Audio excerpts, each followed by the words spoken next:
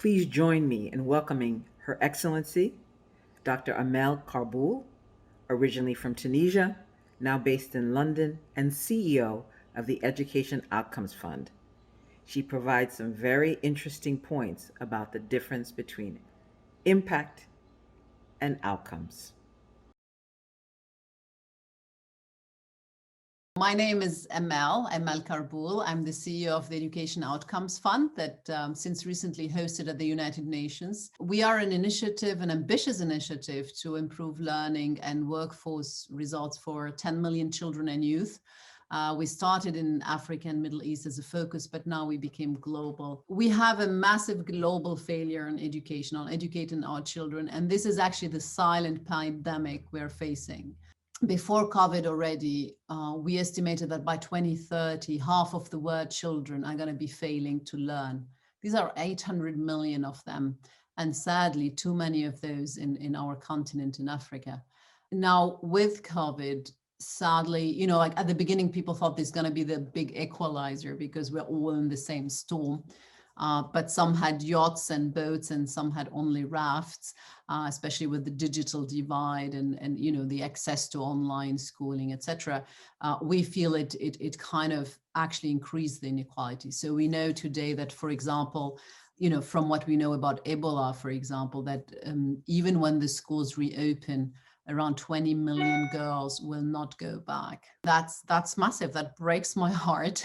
And that's what drives the work I do today. So the Education Outcomes Fund, it's maybe to understand it more as a partnership than a fund. So we bring together governments with civil society, social entrepreneurs, investors, the private sector.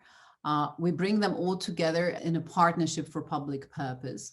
And that public purpose is to fight this silent pandemic we're facing, which is called education. Once you design something in a partnership and hold everyone accountable and everyone is incentivized to reach the results, and you do it in a very professional manner, people do take it seriously, and there is appetite, there is money out there to invest in the education of our children, and even like pre-financing work that the government and trust that the government later would pay them for. So that's been really the second big surprise and in a positive way. I'm super passionate about the how, because I think the way we fund can undermine the impact we want to achieve, but very few people are. And I hope I'll explain it in a way that is kind of accessible.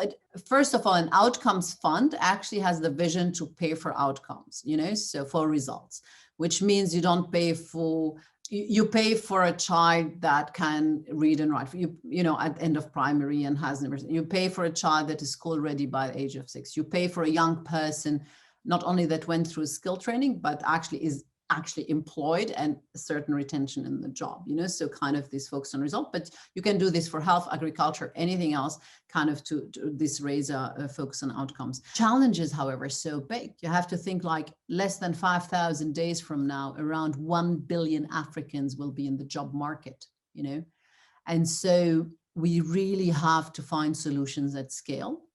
I'm not undermining these people with their innovation, but sadly, it stays sometimes pilot. There is a lot of evidence out there about what works, on the research, but the policies and what we do does not always match, So basically what we're having today is that governments, donors, foundations, NGOs are spending our very scarce resources in things that don't work.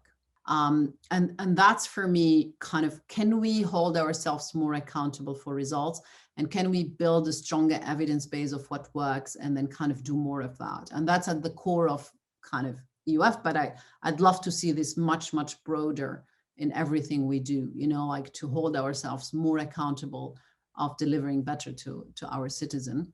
A lot of entrepreneurs and innovators in Africa, and they are kind of changing the way things are done in a way that could influence the rest of the world. Like, one of my favorites is, for example, Fred Swaniker, who's founded the African Leadership Group, and that governments alone, private sector alone, third sector alone can't achieve that. So I'm fascinated by AFP, and if you have the vision really to create bridges between these people because they speak different languages, they incentivize differently, create partnership that deliver a certain public purpose, that deliver better results for the people. I think then you'll succeed. Start with one, and then do the second, and then do the third.